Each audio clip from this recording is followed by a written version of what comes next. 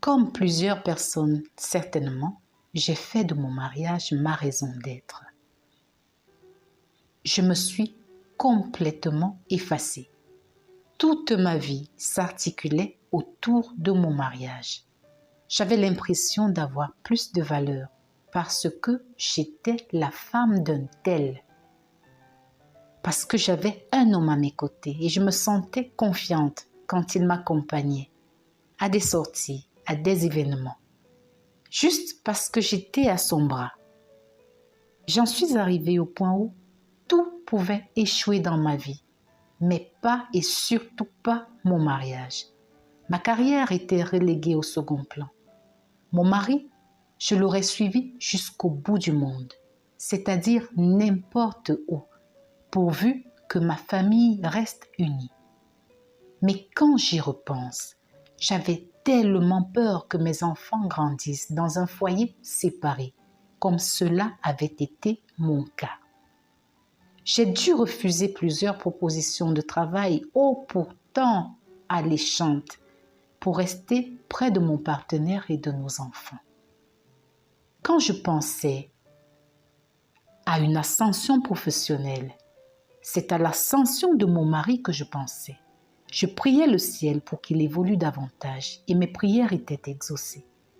À aucun moment, il ne me serait venu à l'esprit que je pouvais développer mes compétences. J'étais pourtant diplômée et mon homme moins instruit que moi. Avec le temps, j'ai commencé à ressentir un sentiment d'infériorité. J'avais l'impression d'être inutile dans mon travail. Mais même à la maison, mon mari n'avait pas l'air satisfait de mes services. Tout était pourtant fait pour lui plaire, depuis la décoration de la maison jusqu'aux petits plats que je cuisinais, en passant par la lingerie dans la chambre.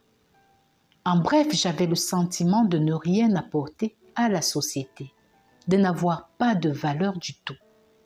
Alors j'ai fait une dépression, mais alors une grosse dépression. Quand je m'en suis remise, j'ai fait 2 constats. Le premier, c'est que j'aurais pu mourir et que le monde autour de moi aurait continué d'avancer.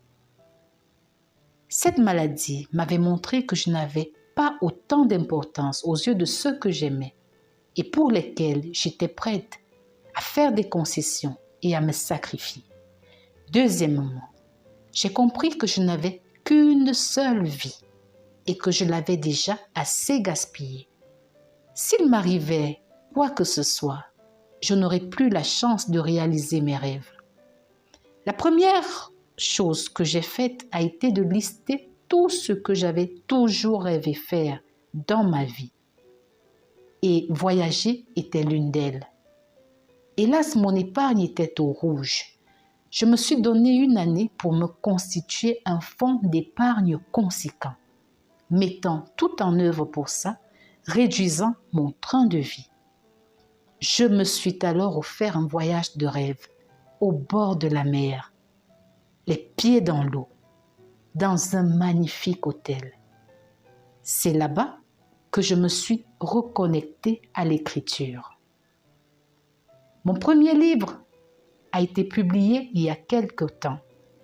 Il raconte l'histoire d'une femme incarcérée pendant de longues années qui a réussi à prouver son innocence, à se reconstruire et à être un leader dans son pays.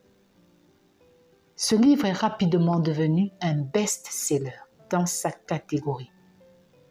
À ceux qui me demandent si je regrette toutes ces années où j'ai été dévouée à ma famille, je réponds non, bien sûr que non, puisque c'est grâce à ce parcours que je suis devenue la femme captivante, inspirante et confiante que certains admirent tant. C'est une histoire vraie. Elle s'appelle Tina Anibamba. Je vous aime.